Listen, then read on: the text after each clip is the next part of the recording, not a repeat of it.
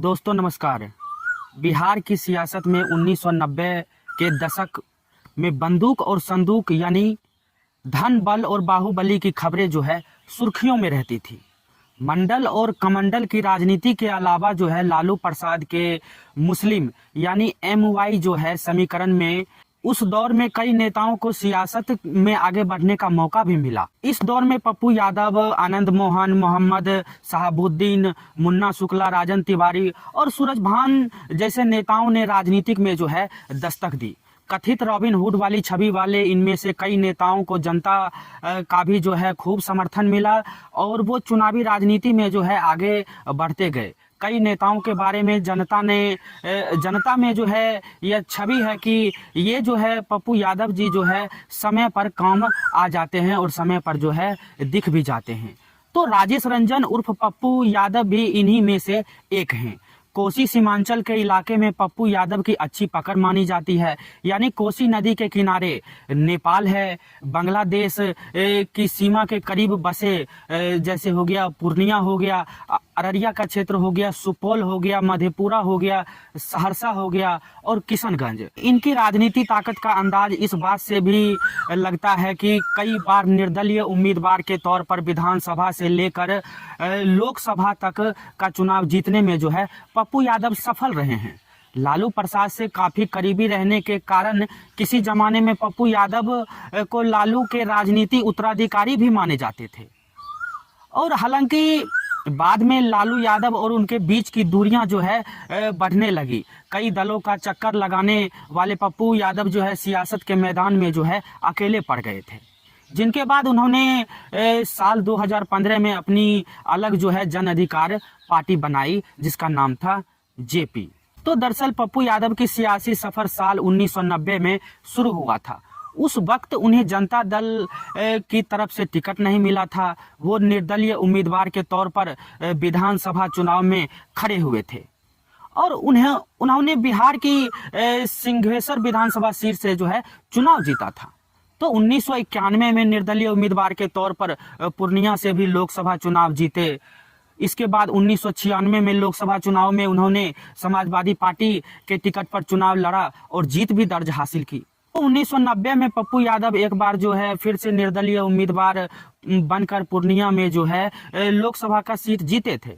तो पप्पू यादव को अंतिम चुनावी सफलता साल 2014 में मिली थी जब उन्होंने राष्ट्रीय जनता दल RJD के टिकट पर जो है मधेपुरा लोकसभा सीट से जो है जनता दल यूनाइटेड के शरद यादव को हराया था।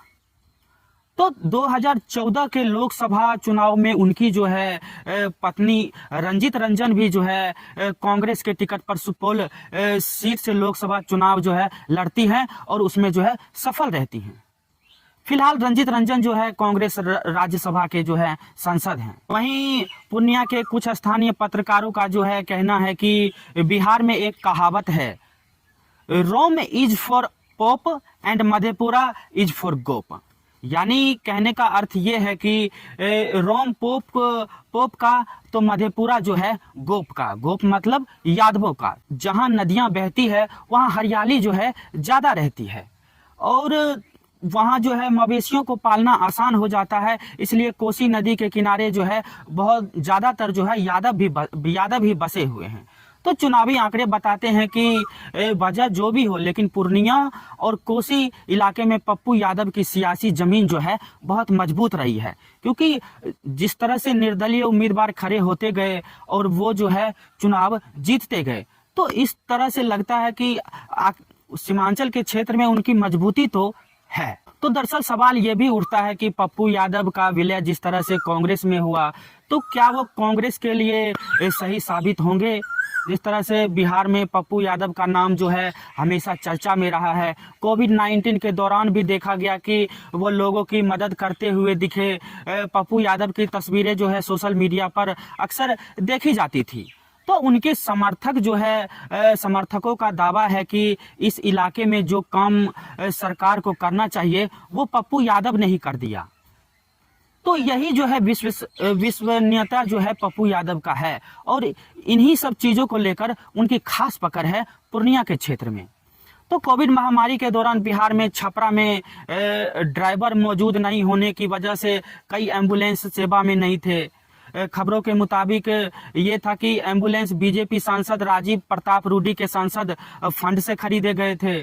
उस समय पप्पू यादव ने 40 ड्राइवर जो है उपलब्ध कराए और एम्बुलेंस को फौरन लोगों को जो है सेवा कराने के लिए जो है मांग करने लगे। मई 2021 में कोविड लॉकडाउन के नियमों को तोड़ने के आरोप में पप्पू यादव गिरफ्तार भी हुए थे। करीब 4 साल पहले राजधानी पटना में आई बाढ़ के दौरान भी पप्पू यादव को लोगों की मदद करते हुए जो है देखा गया। उस समय जो है बिहार के उप मुख्यमंत्री और बीजेपी के नेता सुशील कुमार मोदी की एक तस्वीर मीडिया पर खूब शेयर की गई थी। उस वक्त पटना के कई इलाके पानी में डूब जाने से सुशील मोदी जी जो है अपने परिवार के साथ फ्लाईओवर पर फंसे हुए दिख रहे थे। तो लेकिन इस दौरान पप्पू यादव की तस्वीरें बता रही थी कि वो लोगों के बीच जा रहे हैं, उनसे जो है संपर्क साधने की कोशिश कर रहे हैं। पप्पू यादव फिलहाल ना तो विधायक हैं और ना ही सांसद, लेकिन उनके घर के बाहर अब भी जो है समर्थन मदद मांगने के लिए उनके पास पहुंच जाते हैं। वहां के लोगों को उम्मीद है कि सत्ता पक्ष की सरकारें हमारे लिए भले काम ना करे, लेकिन यहाँ की जो पप्पू यादव हैं वो मेरे लिए जो है जरूर कुछ ना कुछ करेंगे। जिस तरह से वो दिल्ली में भी सक्रिय रहे लोकसभा के वक्त, जो वहाँ पर जो है सरेआम देखा जा सकता था कि लोग जो है इलाज के लिए जो है मदद मांगने के लिए नजर आते दिख जाते थे। तो पप्पू यादव की छवि जो है गरीबों का मसीहा और बाहुबली नेता वाली है। वो गरीबों की मदद करते हैं। बाहुबली छवि की वजह से उनके रहते पूर्णिया में डॉक्टर किसी मरीज को जो है भर्ती करने से मना भी नहीं करते हैं। आखिर खौफ तो है पप्पू यादव का लोगों के अंदर। तो इससे जो है पूर्णिया के लोगों के अंदर थोड़ी सी नाराजगी भी थी कि वो जो है दिख नहीं रहे थे। तो एक उन्होंने अभियान चलाया जिस अभियान का नाम था प्रणाम पूर्णिया। तो इसको लेकर जो है लोगों के अंदर संपर्क साधने की पप्पू यादव के तरफ से जो है कोशिश की गई। तो पप्पू यादव को पूर्णिया के यादवों के अलावा गरीब, पिछड़ों, यादव, मुस्लिम और दलितों का भी जो है काफी मजबूत समर्थन है। चुनावी राजनीति में यह उनके लिए जो है काफी मददगार साबित हो सकता है। कांग्रेस ने उन पर दाव खेलकर पूर्णिया के अलावा जो है कोसी सीमांचल के इलाके में अपनी ताकत बढ़ाने की जो है पुरजोर कोशिश की गई है। आपको मालूम होगा कि 1990 में ही लालू प्रसाद यादव बिहार के मुख्यमंत्री बने थे। उस दौर में बिहार में पिछड़ों के लिए राजनीति एक नया अध्याय शुरू हुआ था।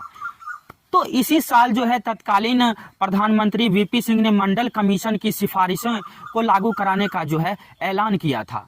तो पप्पू यादव को सबसे ज्यादा सुर्खियां उस वक्त मिली थी जब एक बाहुबली नेता जाने माने आनंद मोहन से जो है उनकी सियासी अदावत जो है चल रही थी। दरअसल ये दोनों नेता सीमांचल यानी कोसी और इसके आसपास के इलाके में जो है पैर जमाने की कोशिश कर रहे थे। आनंद मोहन और पप्पू यादव दोनों 1990 में विधायक बने थे। आनंद मोहन सहरसा जिले की महिषी सीट से जो है जनता दल की टिकट पर जो है वो चुनाव लड़े थे। वहीं पप्पू यादव को जनता दल से टिकट नहीं दिया गया था, तो वो मधेपुरा के सिंहेश्वर सीट से जो है निर्दलीय ही चुनाव लड़े और जीत भी हासिल की उन्होंने। तो इसी लेकर जो है उनको खास तौर पर जाना और समझा भी जाता है पप्पू यादव को। लालू प्रसाद यादव जो है सामान्य पृष्ठभूमि से आए थे, जबकि पप्पू यादव रसूख वाले थे, इसलिए निर्दलीय भी चुनाव लड़कर जीत सकते थे। लालू उस दौर में बहुत ताकतवर नहीं हुए थे, वो जो है राजनीतिक हालात की वजह से मुख्यमंत्री बनाए गए थे। लालू यादव पप्पू यादव और आनंद मोहन को ज्यादा महत्व देते नहीं थे।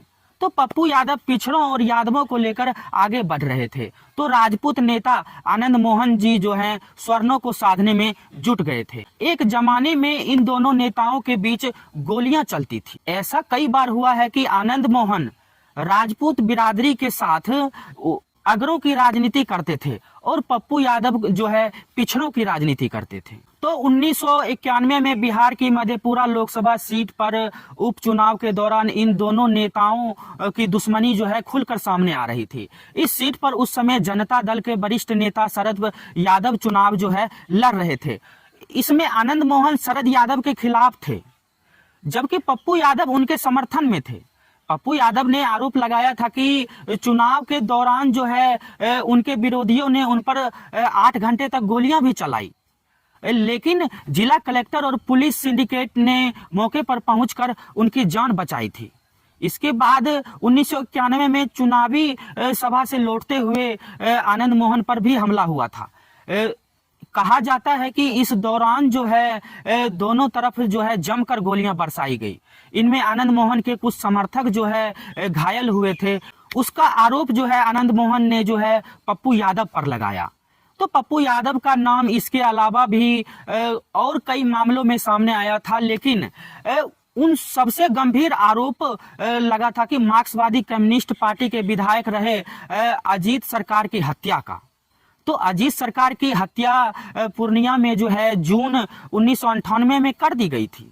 इस मामले की जांच सीबीआई ने की थी और पटना की एक विशेष अदालत ने फरवरी 2008 में इस मामले को लेकर जो है पप्पू यादव और अन्य 2 लोगों को जो है उम्र कैद की सजा भी सुनाई थी।